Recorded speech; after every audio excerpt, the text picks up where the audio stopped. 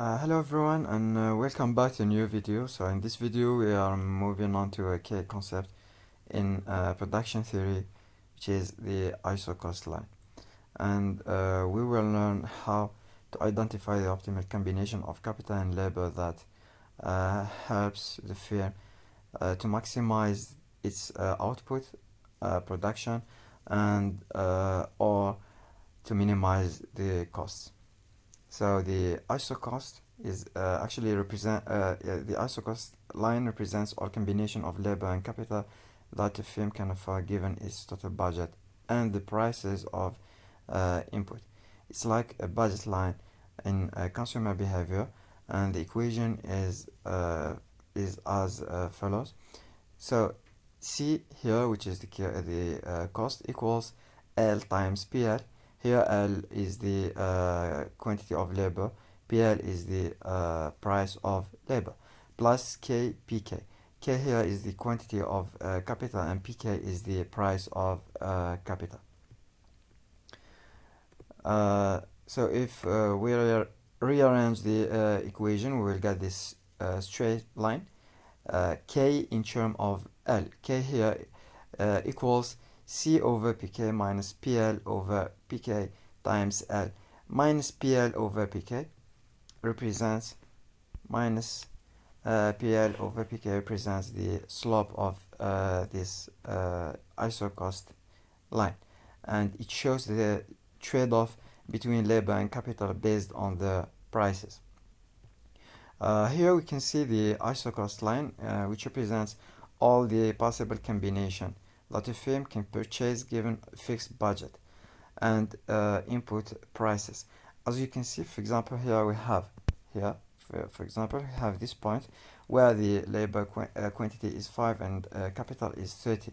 This combination will cost exactly 40 units as mentioned here.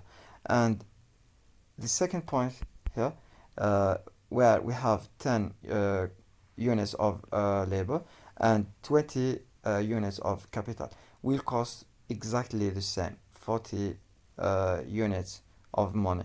And same thing here. And this is the case for any point on this line, which means any point on this green line or the isocost line shows a different combination of labor and capital that costs exactly the same amount of money. Now the natural question is, how can we find the most efficient combination of inputs for given output or budget? The answer lies in the point of tangency. So the optimal point occurs where the isocost line is the tangent to isoquant, and this means the slope of the isoquant MRTS equals the slope of the isocost. MRTS is the slope of the isoquant equals the slope of the isocost, which is PL over PK. So this is the condition for the optimal combination of L and K.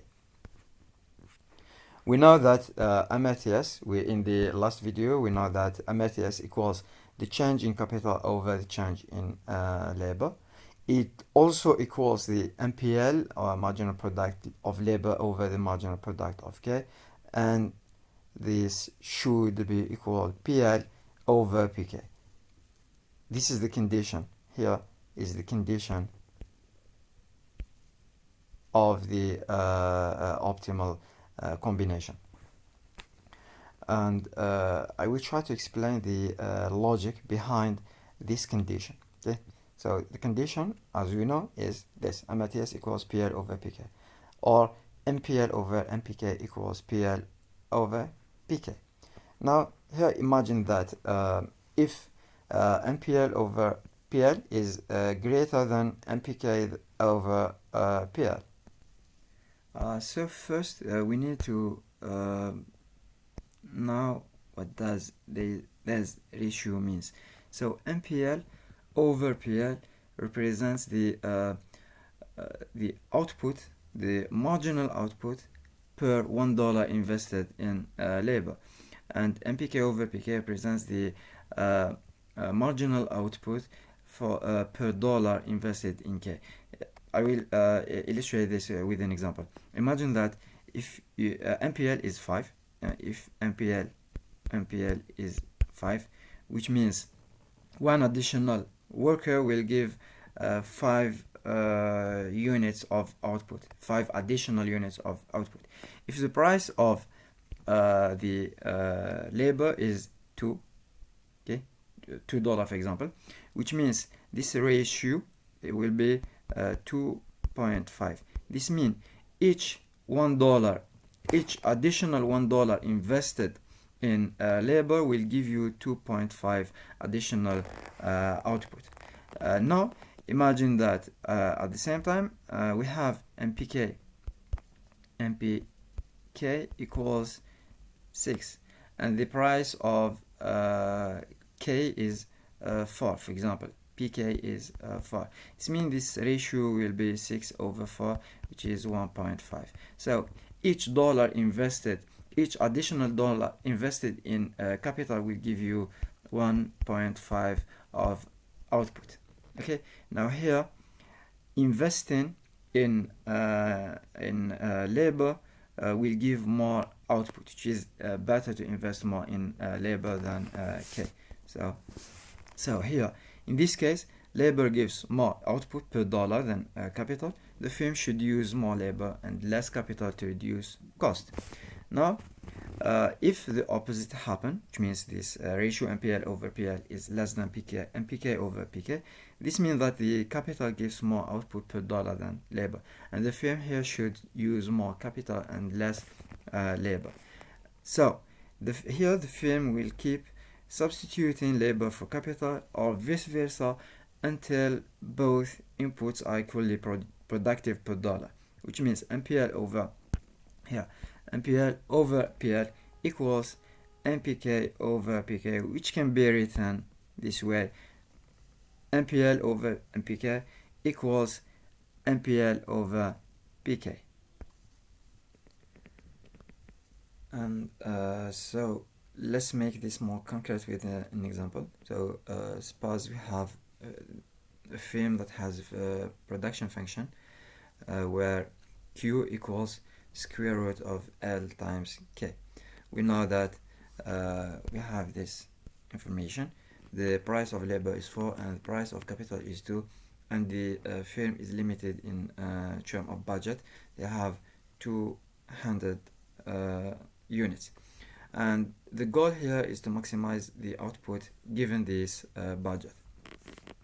So as we know, the condition to find the maximum output or the minimum cost, the condition is MPL over MPK equals PL over PK.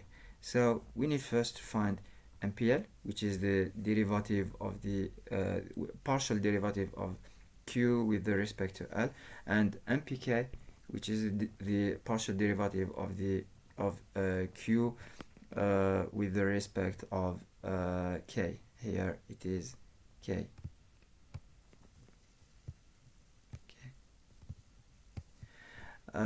So first MPL, to find the derivative, so it is 0.5 times L 0.5 minus 1, which is minus 0.5 times K to the power of 0.5, because this is constant. When we are looking for the partial derivative K of L, here K becomes constant. And same thing here when we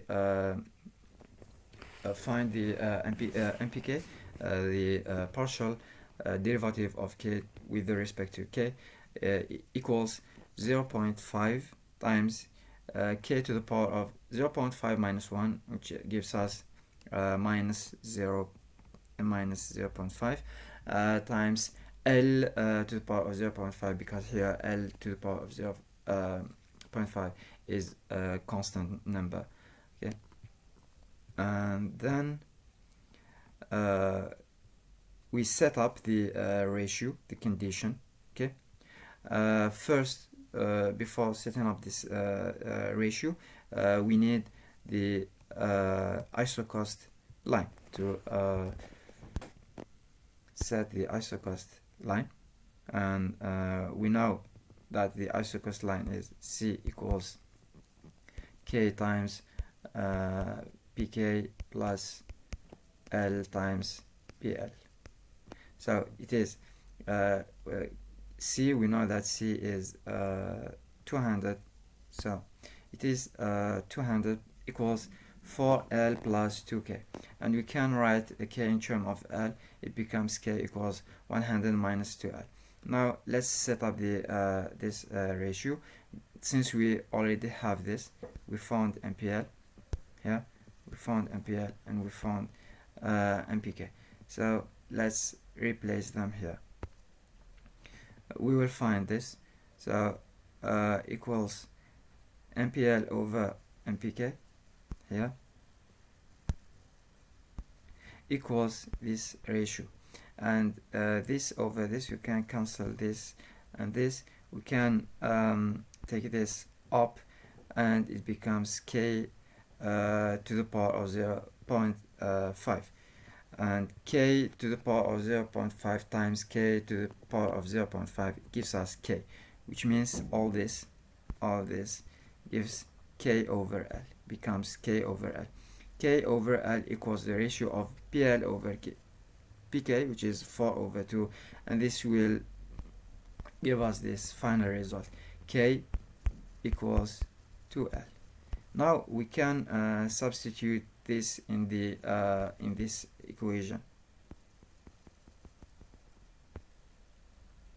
So when we plug this this result into the budget constraint or the budget line, we will find this 2L equals 100 minus 2L, because we replaced here K by 2L. Then we take this to this side, becomes 4L equals 100, and then L equals 100 over 4, which gives us 25. So the final result is K is 50, and L is 25. L is 25 and K is 50. To find the maximum output, we simply replace the value of K and L in our function, production function, and we will find that the best combination is that cost $200 is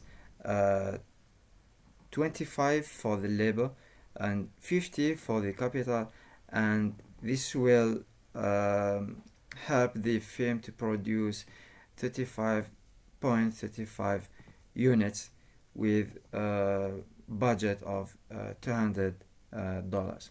And that's all for this video, and in the next video we'll see how to minimize the cost given a certain level of production. And thank you for watching.